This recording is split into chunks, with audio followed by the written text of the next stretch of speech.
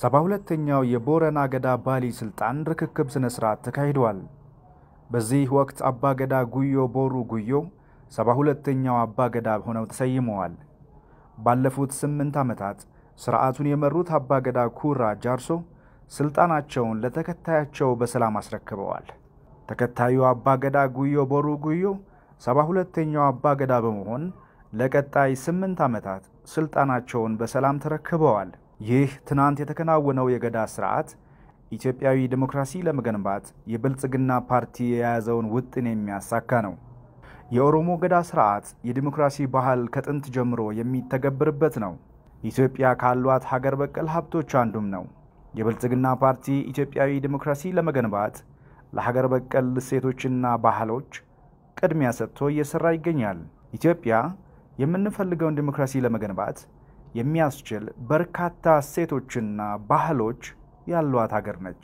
በነገራችን ላይ እኛ ኢትዮጵያውያን ብዙ ያለን ግን ብዙ ያጣን፣ ብዙ ይዘን ብዙ ያማተርን ህዝቦች ነን። ለምሳሌ በኢትዮጵያ ውስጥ የኦሮሞ ማህበረሰብ በ16ኛው በ17ኛው ክፍለ ዘመን ስራ ላይ ሲያውል የነበረው የአስተዳደርና የፖለቲካ ፍልስፍና ዓለም በብዙ መንገድ ያኔ ዲሞክራት ሆኖ ችግር ውስጥ በነበረ ጊዜ ዲሞክራሲያዊ ሆኖ የሚታይ ነበር።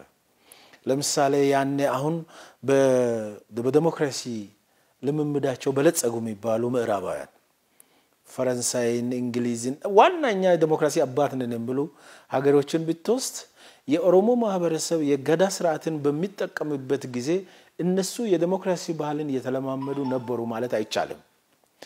የገዳ ስርዓት በኦሮሞ ማህበረሰብ እጅግ በጣም ዘመናዊ በሚባለው ዓለም ላይ አሁን የዲሞክራሲ እሴት የሚባሉትን በውስጡ የያዘ የራሳችን አገር በቀል ልምምድ ነበር። ግን ይሄ የኛ አገር በቀል ስለሆነ መጠቀም አልቻልንም። ለምሳሌ በገዳ ስርዓት ውስጥ ለዲሞክራሲ ባህል መጎልበት በገዳ ስርዓት ውስጥ ለዲሞክራሲ ባህል መጎልበት እስከ ዛሬ ድረስም በዓለም ላይ ወሳኝ ከሚባሉ 3 ነገሮችን ልጥቀስልኝ። አንደኛው መሪዎችን መምረጥ።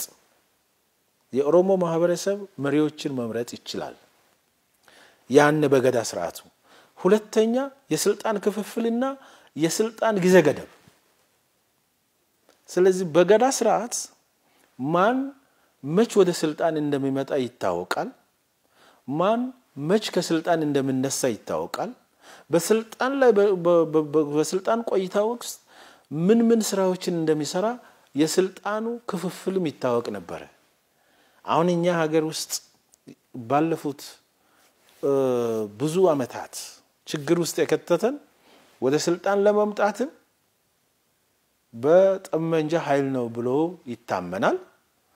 ከስልጣን ለማስነሳትም የጠመንጃ ኃይል ነው ተብሎ ይታመናል።